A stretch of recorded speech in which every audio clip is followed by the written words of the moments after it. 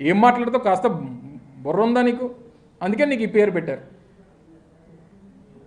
నీకు ఈ పేరు పెట్టిందే దానికి.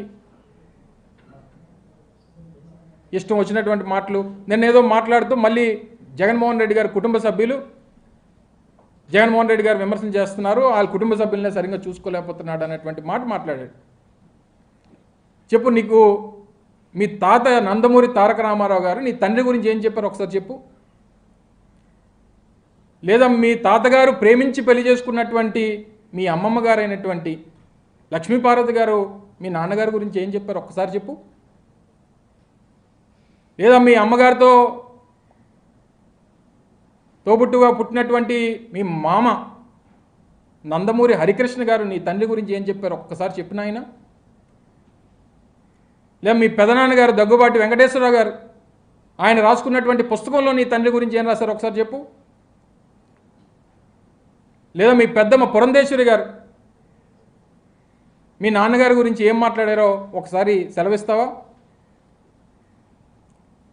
లేదా నువ్వు దత్తత తెచ్చుకున్నట్టు మీ పవన్ అన్నయ్య, ఇప్పుడు ఎక్కడా లేనటువంటి ప్రేమ పుట్టుకొచ్చి పవనన్నా ఎప్పుడన్నా పిలిచావా మీ ఇంట్లో ఏమన్నా?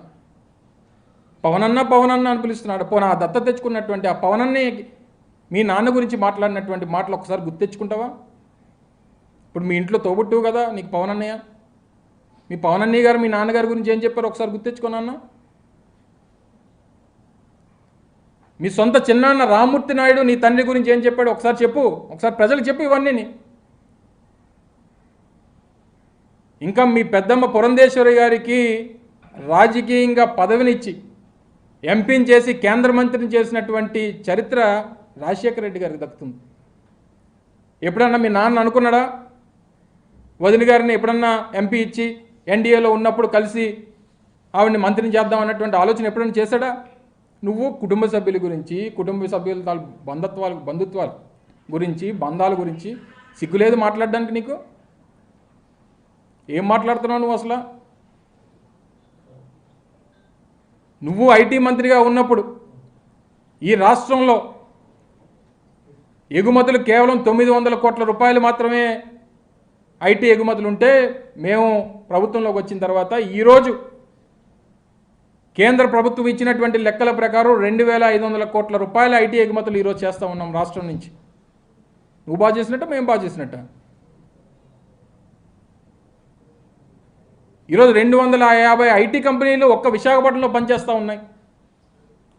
ప్రతిష్టాత్మకమైనటువంటి ఇన్ఫోసిస్ సంస్థని ఈరోజు విశాఖపట్నం తీసుకొచ్చినటువంటి చరిత్ర మాది.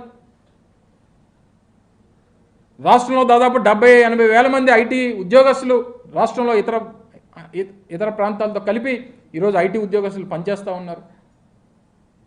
ఒక్కొక్క సందర్భంలో మీరు గుర్తుందో లేదో 2017లో ఆయన ఐటీ శాఖ మంత్రిగా ఉన్నప్పుడు విశాఖపట్నంలో ఒక పత్రికా సమావేశంలో ఆయనే చెప్పాడు,